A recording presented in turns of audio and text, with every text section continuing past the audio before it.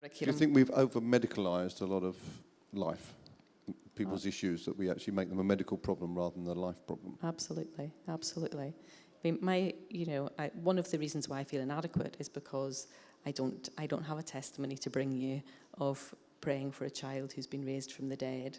But maybe those of you who are GPs, who are in primary care, maybe if I tell you a slightly different story from just a couple of weeks ago. So for the NHS part of my job, I work in an intermediate care unit, and that's usually people who are waiting for some kind of something to do with their discharge planning that's not yet available.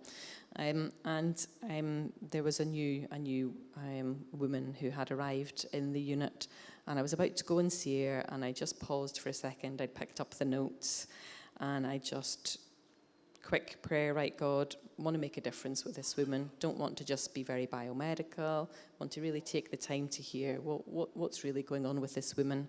And she was on a huge cocktail. I'll tell you about some of her drugs for those of you who want some drug names at the end.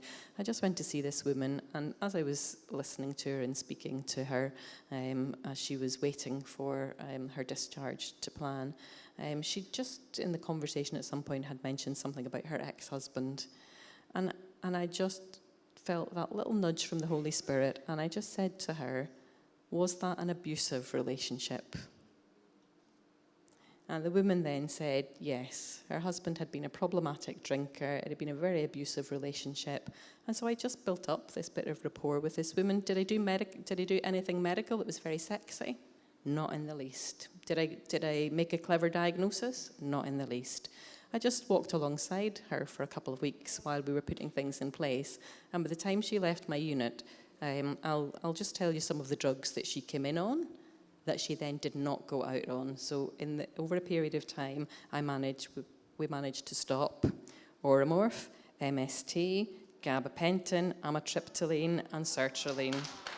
So she went out without any of those. That's quite my little miracle. That's a cocktail. Yeah. I bet you've all met these people, haven't you? Who are on that cocktail of drugs. Yeah. And I didn't do anything apart from just listen to that little prompt of the Holy Spirit and go, was he abusive?